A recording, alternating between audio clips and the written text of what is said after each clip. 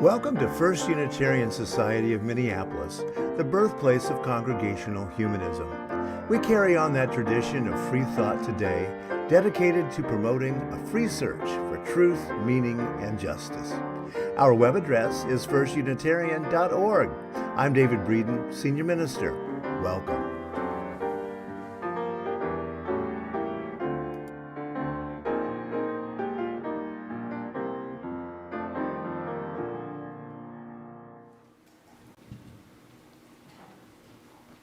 Welcome to First Unitarian Society of Minneapolis on Sunday, September 18th, and welcome to our autumn equinox celebration. It's going to be fun. Yes, I'm Reverend Dr. David Breeden, the Senior Minister here. I'm joined today by Music Director Mike Vosich. Yay! Our seasonal celebrations team, wave. And the FUS House Band, the Eclectics. Every good bar has one, and we want to keep up with the good bars in town. If everyone here would look over your shoulder and wave at the camera, just so, because we have a lot of people out there in internet land, I don't know, something along those lines. And wherever you are, if you will look to your left and your right and say, I'm glad you're here today. I'm glad you're here today. Yes, well, thanks so much. First Unitarian Society is a member congregation of the Unitarian Universalist Association of Congregations. We are an intentionally and radically inclusive congregational humanist community dedicated to fostering a free search for knowledge and meaning, striving for justice and serving one another, the Twin Cities, and beyond. This congregation has practiced and defined and redefined congregational humanism since 1916. As the words of the First Humanist Manifesto put it, we strive for a shared life in a shared world. Our theme for October is belonging, which is what we are all about here. Retreat to the Woods, folks. That's coming up on the first weekend of October because we had some technical difficulties with registration. Registration has been extended to September 21st. Why am I confusing my months already? September the 21st, and we will have some reps downstairs, so sign up for Retreat to the Woods. It's always a great time. If you've got your smartphone or cameras today, social media loves photographs, so do take some photos, send them to me, minister@firstunitarian.org, so we can use them on our social media. After assembly today, if you're in the building, join us downstairs in the lower assembly hall for a festive equinox meal. Downstairs, stop by the Active Voices table and stop by our climate justice table outside the lower assembly hall. You can sign up for tree planting with Tree Trust on September 22nd and 24th. If you saw the paper today, that is the above the fold headline, so you too can join in with the community tree planting. Also, you can borrow the book, The Seed Keeper by Diane Wilson, which is our Climate Justice Book Club selection for this fall. Everyone, whether you've read that book or not, is invited to the discussion that will be at 12:15 in the Dietrich Room on October 16th. If you're joining us online, we do have an online coffee hour after our assembly today. You should be watching for that link, and if you don't see it or can't access it, just email me, minister@firstunitarian.org, and I will send it to you. Thanks to our audio-visual engineers back there for making our online presence possible and for keeping up with all the motion that's going to be going on today. So yes, those cameras are going to be flying around. Well, whether you're joining us in the building or online, we are so glad you're here today.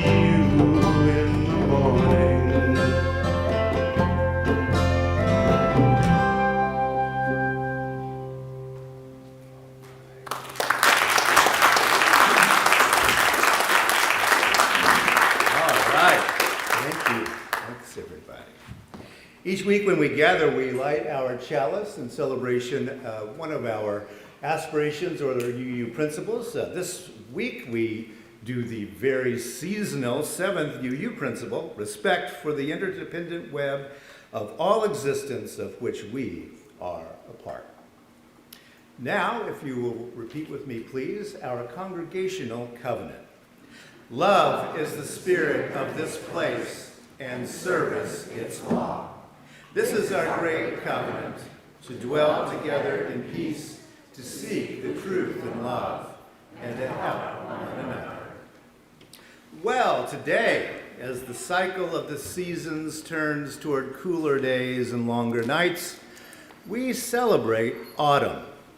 At the fall equinox, we are reminded that we must balance our wants and needs with the constraints of our planet. Autumn is a sublime season, rich with contrast and with complexity. Autumn is a balancing act when we must simultaneously undertake new projects while grieving our losses, harvest the bounty of our gardens and farms while discarding the rubble in the compost pile, enjoy the exhilarating beauty of flowers and fields while we watch their demise. And with gratitude, we take stock of our abundance while we share with those who are in need. It is this wide spectrum of divergent experiences that makes autumn such a poignant time in our lives. So today, at the onset of this sublime season, we'll attune ourselves to our natural world, reflect on our expectations of the season, and celebrate the values that sustain us personally and as a community this time of the year. After assembly, everyone is invited downstairs today for our festive luncheon with our FUS community. As always, we begin our festivities with the calling of the quarters and children's procession as we welcome nature's elements manifested at autumn time. After each quarter reader, please sing the response that appears on the screen as the children process, or in the gray songbook that is number 73, if you want to look at the music. Now, let the celebration begin. Greetings from air of the east. Welcome, my lusty autumn winds and crisp scented air, arriving on a current of change, stirring the breath of courage for the darkening days to come.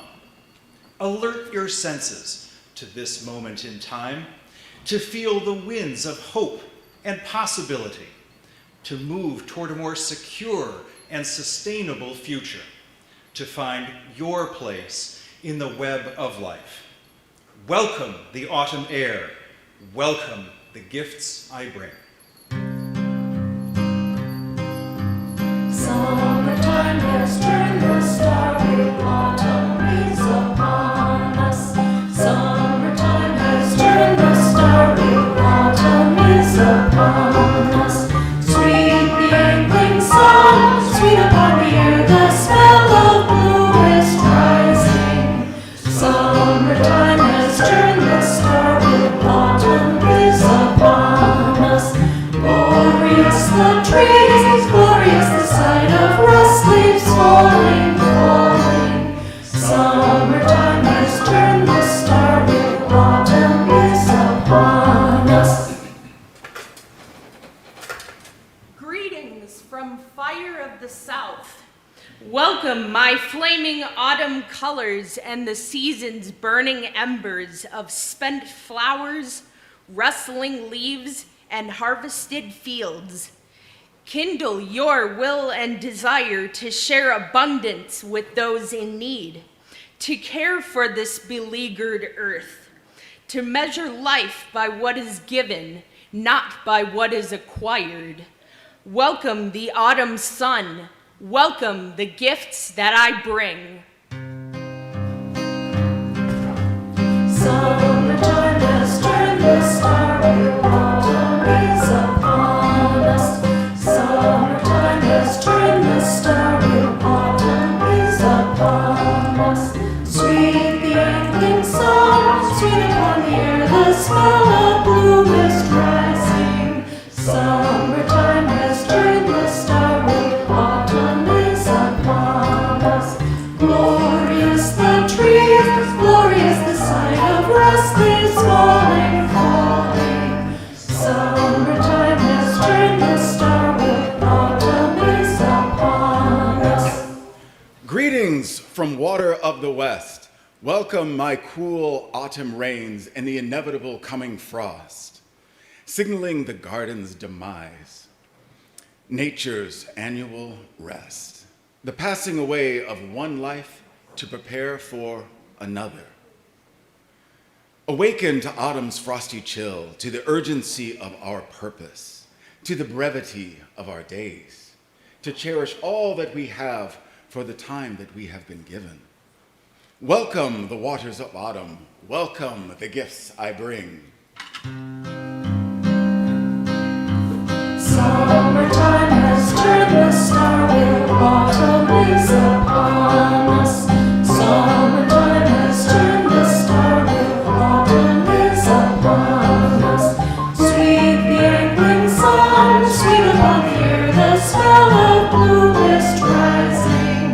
Summertime has turned the starry autumn breeze upon us.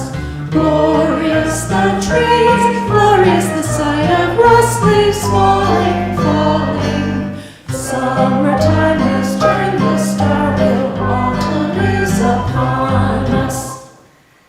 Greetings from Earth of the North. Welcome autumn's abundant harvest, the bounty of gardens and fields. Tomatoes, peppers, okra and squash, cantaloupe, green beans, pumpkins and beets, potatoes, eggplant, apples and corn.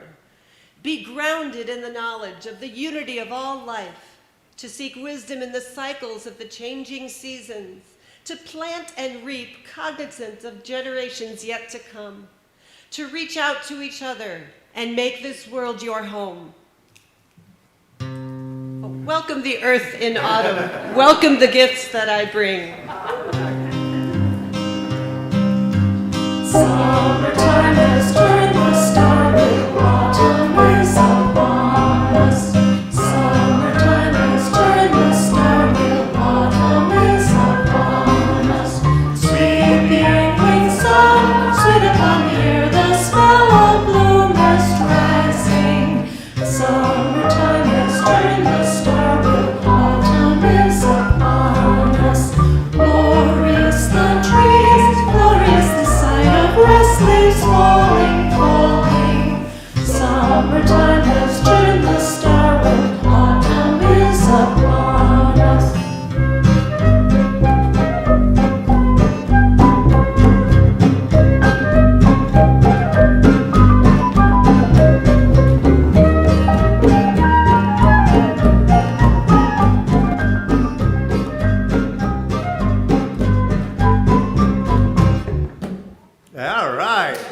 All right. Well, thank you for directions and processors and musicians and everybody. As you see, it takes us all to make First Unitarian Society operate. It's time, it's talent, and treasure that makes this place what it is. We are a free and independent democratic organization that is held together and kept going by you. One way that you can help, of course, again, is that social media. Take some photos today. You see there's some action going on. Send them to me, minister at firstunitarian.org. Well, you can also help us by going to our website, firstunitarian.org. Click on the Give button. That's the link at the upper right corner. Also, you can give on PayPal, the Vanco mobile app, and by sending a check or dropping one off in our friendly, smiling office. For those of you who are in the building, we will be able to have you contribute downstairs today with our brand new machine, yay. We are hoping it works a little better with the credit cards than our old system did. We will see. But thank you all for making the work of First Unitarian Society possible. First Unitarian Society is a congregational humanist community, and we are here for each other and for the wider world. Yes, we freely search for knowledge and meaning, and we work for justice. We are also here to serve one another and that wider world. This is what we do as a community. On Sundays, we take a few moments to reflect on the joys and the sorrows and milestones of the human experience. In doing this, we remind ourselves of the value of a moment of stillness, and we remind ourselves to stay focused on our own humanity and of the human beings around us. As a gathered community, we do this so that no one among us is alone in celebrating life's joys or in facing life's tragedies and burdens. We are here for each other. Today, we have a joy. FUS member Dave Bauer has non-Hodgkin's lymphoma. That's not the joy, but it is very slow moving, and new treatments are coming down the pike. So great, and our best wishes go out to Dave. The sorrow this morning, Becca Brackett's sister Margaret Brackett Bailey has died after being hospitalized for 3 weeks with severe COVID. She died in Indiana. She had pre-existing conditions that complicated her case. She is survived by her husband and her 2 adult children and 4 sisters, and our thoughts are with Becca and Fred. This morning, we will have cards available downstairs if you would like to send a card. Now we take a few moments to reflect on our world and those who work to comfort and heal the suffering, and to those who work for justice in our world.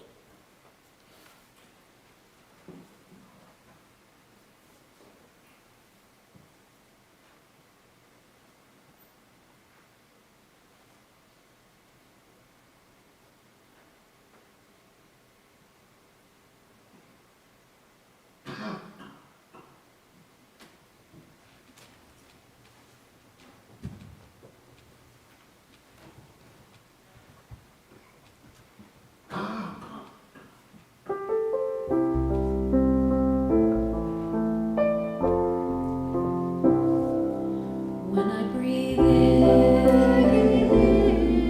I'll breathe in peace. When I breathe out, I'll breathe out love. When I breathe in, I'll breathe in peace. When I breathe out, I'll breathe out love.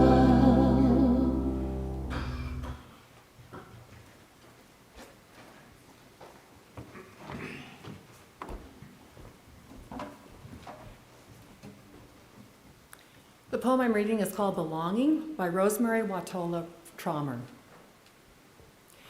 And if it's true we are alone together, the way blades of grass are alone, but exist as a field. Sometimes I feel it, the green fuse that ignites us, the wild thrum that unites us, an inner hum that reminds us of our shared humanity. Just as 35 trillion red blood cells join in one body to become one blood, just as 136,000 notes make up one symphony. Alone as we are, our small voices weave into the one big conversation. Our actions are essential to the one infinite story of what it is to be alive. When we feel alone, we belong to the grand communion of those who sometimes feel alone. We are the dust that hopes, a rising of dust, a thrill of dust, the dust that dances in the light with all the other dust, the dust that makes the world.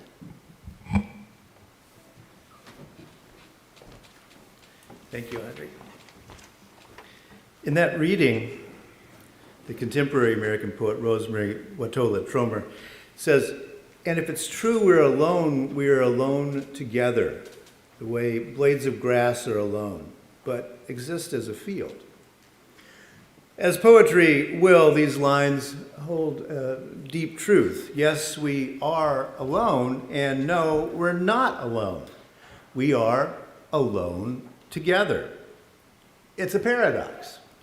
Well, like most of human life in that way, isn't it? The very concept of liberalism is bound up in claims of individual worth and dignity. We say that in one of our principles. It's the first UU principle, individualism. It's long been a goal of European political thought, yet despite the many fictional depictions of lone, successful individuals, I think Clint Eastwood, right? Actually, relational being is our lived experience. Relational being. We know we are connected, but then what does that mean to be connected? This question sets up an anxious tension that permeates Western societies. If it's true we are alone together, the push and pull. The disjunction between our mythology of individualism and our actual location in community can be wrenching, as many in our society live in the anxiety of personal accusations of failure, which often leads to dropping out of the very groups that could make us happy. Back in 2001, the American political scientist Robert D. Putnam published a book called Bowling Alone. It's become a classic. And in that book, Putnam traces an alarming trend in the United States, a trend of disengagement from traditional social anchors such as bowling leagues and service clubs and social organizations and organized religion. What was being lost, according to Robert Putnam's research, was an intangible but very real asset that he calls social capital, which he defines as ways in which our lives are made more productive by social ties. Now, looking at the entire book title, which is Bowling Alone, The Collapse and Revival of American Community, we can now see that Dr. Putnam's optimism was showing in that title. The sad fact is that the decline in social cohesion that Putnam was tracing back in 2001 has accelerated with the advent of social media. It's a reality that becomes painfully clear. His book has just been reissued and updated for its 20th anniversary.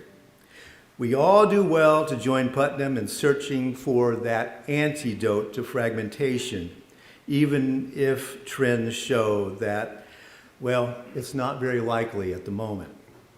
The challenge is clear. Americans are losing connection with each other, and therefore our larger society is fragmenting in ever wider circles. That's bad for the individual human psyche, for social cohesion, and for political stability.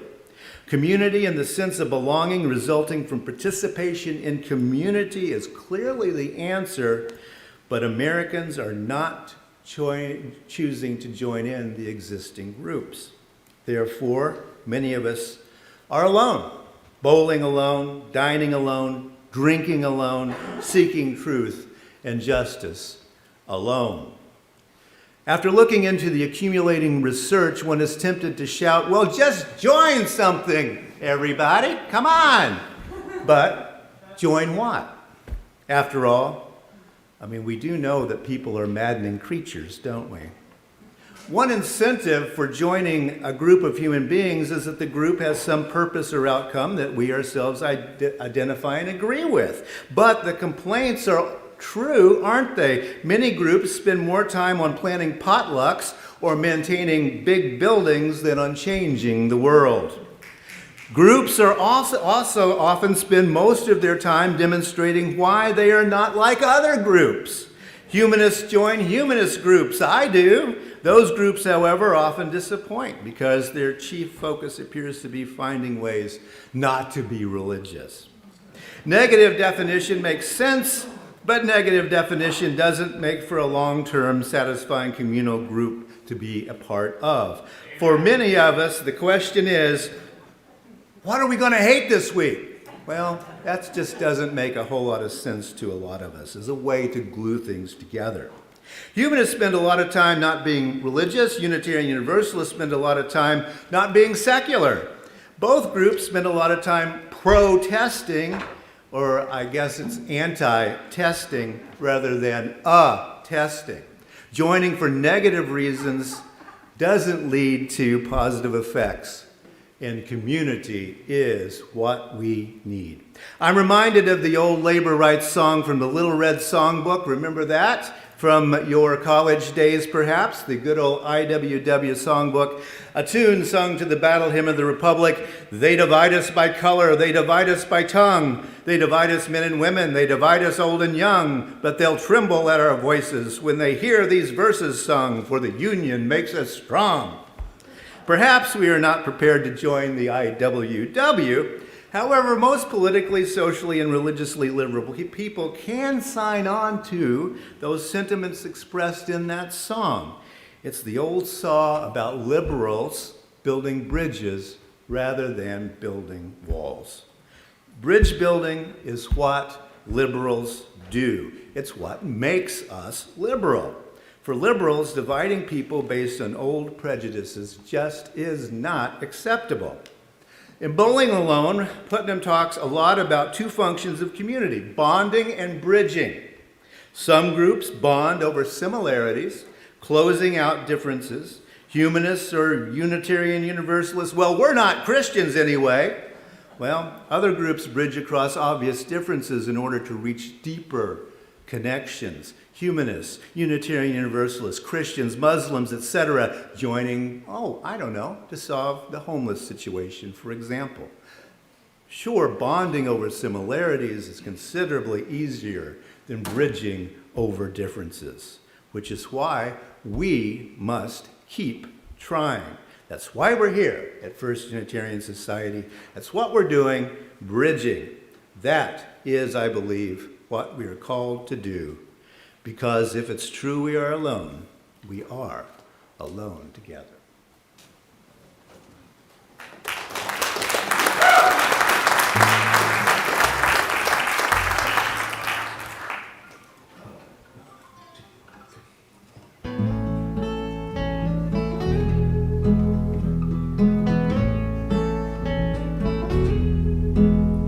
There are places I remember all my life, 'cause some have changed.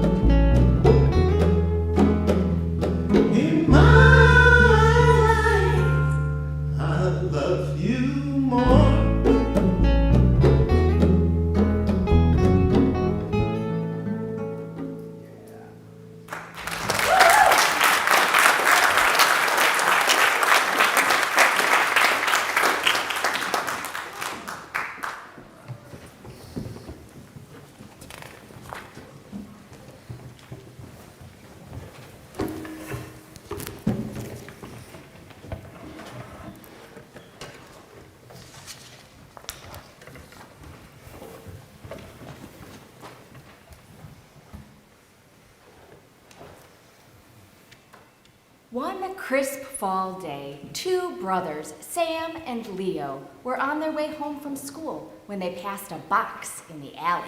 A very large box. A very, very large box. Leo, a curious lad by all accounts, was immediately entranced and stopped in his tracks. Whoa, what do you think this is for? Who cares? It's obviously garbage. Of course, Sam was right. It was obviously garbage sent out for pickup the following morning. But Sam was also wrong, for as the old saying goes, one person's trash is another person's treasure. And so it was for Leo.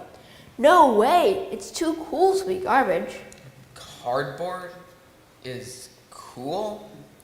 It's not just cardboard, Sam. It's like a lot of cardboard.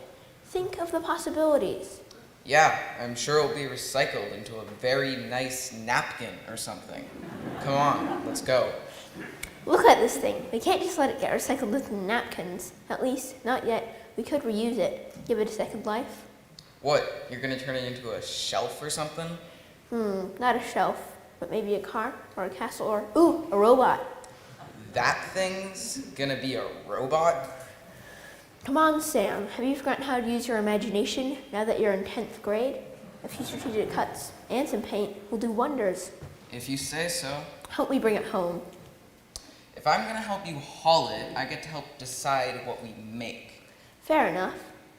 So, Leo and Sam went home and grabbed the little red wagon their mom used to use to take them on long walks. It was quite a balancing act to load the box so it wouldn't fall off when they pulled the wagon. After a few attempts, they were on their way with their newfound treasure. Leo blathered on and on the whole way home about his ideas, and Sam was getting more and more into the project with every step. Soon, they had set up the box in the backyard and began gathering scissors and duct tape and art supplies. Just then, Jesse, the kid next door, peeked over the short fence between the 2 yards. What you doing? We are going to build something amazing. Can I help? Nah, you only get in the way and probably wreck it. Sam, what do you know? Jesse made a village for their dolls a few weeks ago, and that was awesome. But we plan to do some real engineering here. And besides, we found the boxes. We, as I recall, you thought it was garbage. At first, but now I see the possibilities for an interesting project. So now you should see that Jesse could help and give us even more ideas. Fine, Jesse, you can come over, but you'll have to contribute more boxes. Okay, I'll ask my mom and get some stuff right away. Before you knew it, Jesse returned with a bag full of cereal boxes, cardboard rolls from paper towels, and empty yogurt containers. We didn't have any big boxes, but my mom thought this stuff might help. Wow, that's a lot of stuff, but I think we can use it. With all these different materials, we'll have even more possibilities. And I bet we have other stuff in our recycling bin too. Look, we have an aluminum tray from takeout yesterday, some milk jugs, and some smaller boxes. Let's get it all and set it out. Then we can brainstorm what to do with it.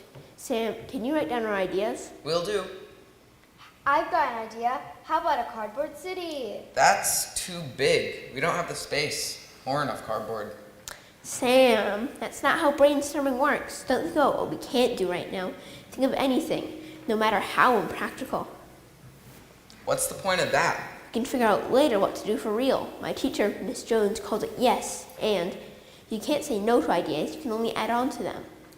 Sam agreed, and the three kids began throwing out ideas, one after the other, adding on to each. Ooh, I know, a spaceship. Better yet, a Mars rover. How about a puppet theater? Or a Hot Wheels racetrack. Imagine a sculpture garden. With trains. Or a houseboat? With a robot family.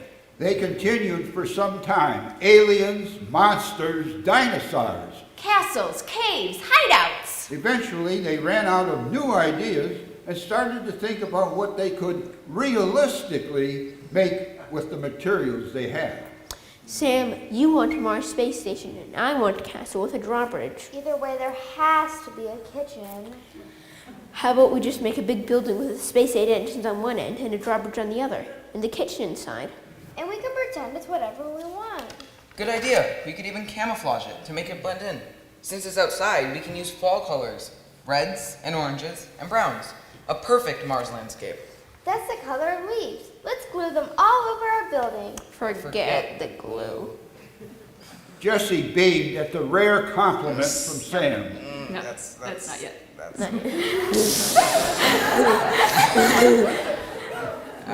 Okay, how about we just rake the yard and bury the entrance in leaves?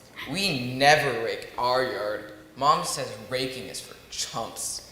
Yeah, we usually just mow over them and let them decompose over the winter. Well, we rake our yard and compost them. But maybe your mom will let us rake some of yours so we'll have more to use for our building project. That's actually a pretty good idea, Jesse. Jesse beamed at the rare compliment from Sam. The three of them worked on their project late into the afternoon, and the next day as well. They recruited parents to wield box cutters, get them to donate some old sheets for a ceiling. They played with their creation for a couple of weeks, even inviting friends over to check it out. More stuff was added, making every day a new adventure, until a rainstorm turned it into a pile of mush. What a mess. Why didn't we think of rain? Now it's totally ruined. Well, yeah, but it's okay. It's like the leaves, returning to nature. Remember how Dad calls it the cycle of life? The dead plants and organic material make the soil richer for next year. I guess that's right. Nature's turning trash into treasure, just like we did. We always knew it was temporary. Besides, we can find more boxes and do it again. All right, we can take what we learned and make an even better hideout next time. The house down the street has tons of leaves, all in bags. Whoa, that would give us some huge possibilities. We could really do something with those. Who needs boxes when you've got all those leaves? And, come to think of it, the cleanup would be easier. I just love the fall and all the leaves. They're so fun to play in, especially with friends. The more the merrier. I guess you're right about that. Having more people means more ideas and more fun. Hey, why don't we plan a fall party for all the kids in the neighborhood? Imagine collecting the leaves from everybody's yard. We could build a mountain. Well, that's an interesting idea. We might have to talk to all the neighbors first. And that's how Leo, Sam, and Jesse spearheaded a new tradition in the neighborhood, a fall cleanup party. Most everyone got involved, old and young. And the kids raked the leaves for some of the seniors in the neighborhood, making new friends in the process. The master gardener down the street taught the kids how to cover the perennials with leaves for overwintering. And of course, taught them all about composting and leaving plant stalks and seed heads in the garden to feed and shelter little critters throughout the winter. Some of the kids were even interested. But it was a good lesson about how nature turns its seasonal trash into treasure. A lesson we should all take to heart. I think kids sometimes get that better than adults. And you also have to credit those youth for bringing the neighborhood together. Making it a community where everyone is included and everyone belongs. Another lesson from Mother Nature. Everything and everyone have their place in the web of life, no matter what the season. We all have our place. We all belong. Happy Fall Equinox!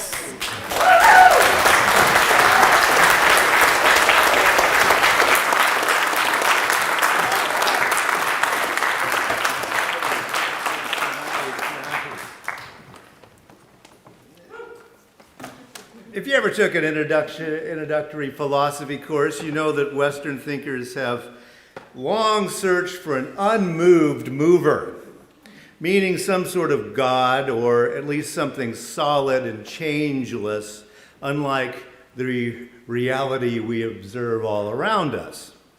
The concept was that, given all the movement in our cosmos, surely there's something outside and beyond it that set it all into motion, something unmoved and unmoving, something solid to hold on to. The search has been for a still point in the turning world, as the poet T.S. Eliot phrased it. That point would be the holy place, the sacred place, the omphalos, the navel or belly button of the world in ancient views. Human religions have generally focused on finding that kind of stability, focused on finding an island in the storm of human reality, about finding stability through finding that belly button of stability and then staring at it. But scientific inquiry teaches us there is another way, the way that our cosmos actually is. There is no up, no down, no over, no under, no center, no edge. There is no unmoved mover, and there is no still point for our turning world.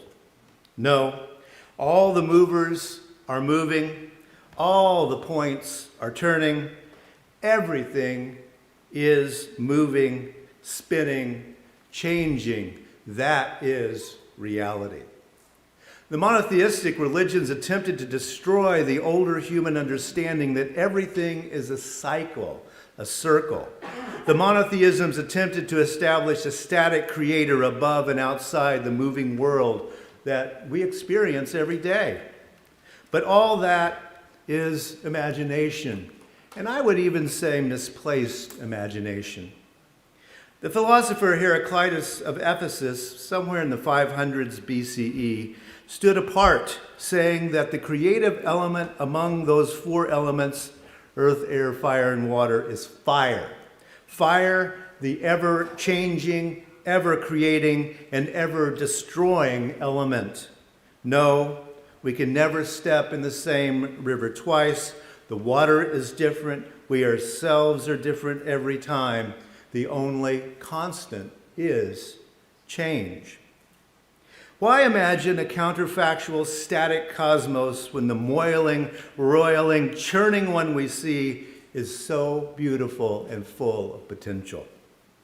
Many have asked in desperation, where is the foundation of truth and knowledge?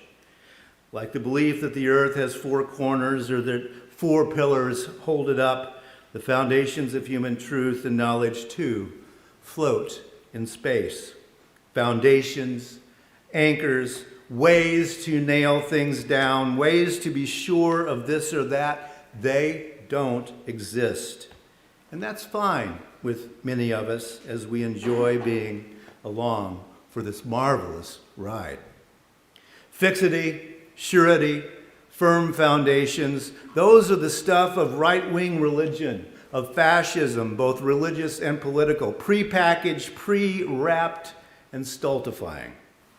The search for an unmoved mover is the search for sameness, uniformity, conformity.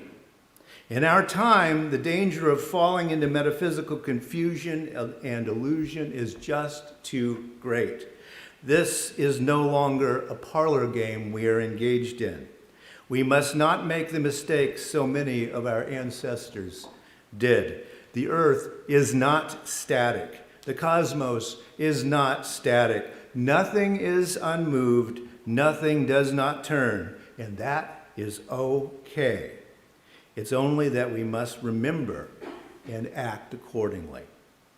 The contemporary American philosopher Thomas Nail phrased it considerably better than I can, and let me close with his words. He says, we can no longer believe the old story that humans are moving around on a relatively static earth. Instead, we are being forced to confront the fact that the earth is an entangled meshwork of moving cycles and systems in which humans are one part. As the earth is losing its balance, we are all witnessing the movements we did not see before, much as if we knocked over a dozen plates spinning perfectly on pegs. The destruction dramatically reveals how much motion was previously at work, and we're in danger of messing it up. We used to talk about geological time as if it were a process so slow it was imperceptible. Today, we are witnessing before our eyes the earth sinking into the sea and forests transforming into deserts. In addition, we are seeing the creation of entirely new geological strata made of plastic, chicken bones, and other garbage that will remain in the fossil record and affect geological formations for thousands of years. The Anthropocene, more than any other transformation, is awakening large portions of humanity to the realization that we have never lived in a static or intrinsically stable world. Holocene stability has been a product of exquisitely balanced, moving systems. That is the call of our changing season to remember. We'll close now with Blue Boat Home. Turn, please, to 1064 in the Teal Songbook, or we will also have our words up on the screen.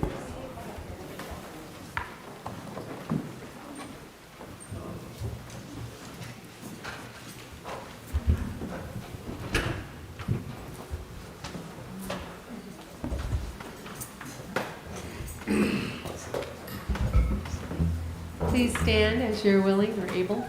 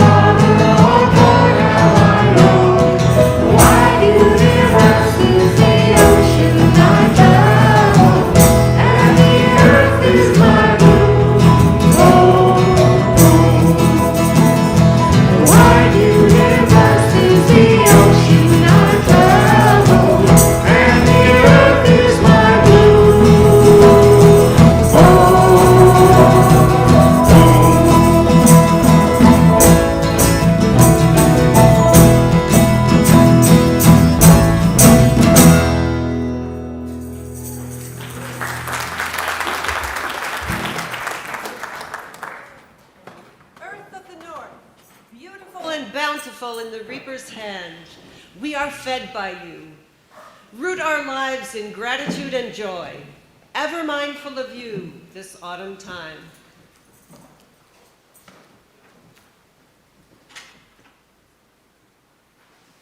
Greetings from the west. Oh, excuse me. Water of the west, river of life, and harbinger of death. We feel your chill. Crystallize our knowledge into wisdom, ever mindful of you this autumn time.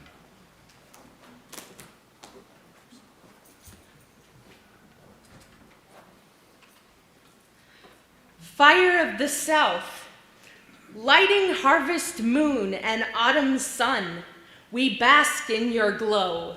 Warm us to another season of love and compassion, ever mindful of you this autumn time.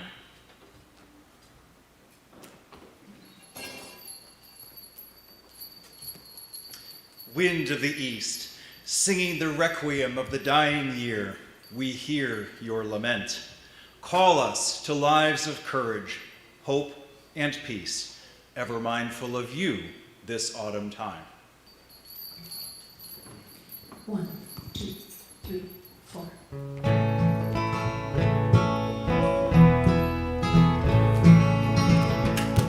When fall comes to New England, the sun slants in so fine, and the air is so clear you can almost hear the grapes grow on the vine. The nights are sharp with starlight, and the days are cool and clean. And in the blue sky overhead, the northern geese fly south instead, and leaves are Irish setter red. When fall comes to New England,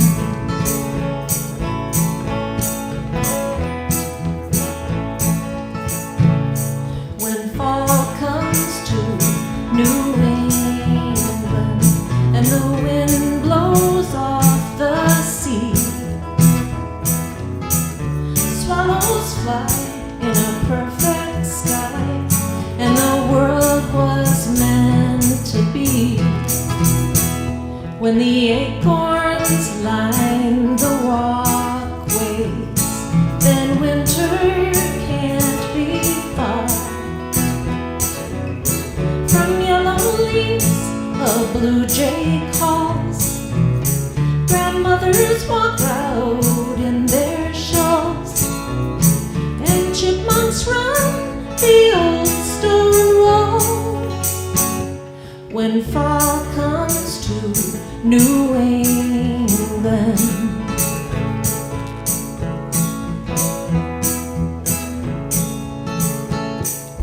frost is on the pumpkin, squash is off the vine, winter warnings race across the sky. The squirrels are onto something, and they're working overtime. Foxes blink and stare, and so do I. 'Cause when fall comes to New England, oh, I can't turn away from fading light on flying wings, and late goodbyes a robin sings, and then another thousand things. When fall comes to New England, when fall comes to New England.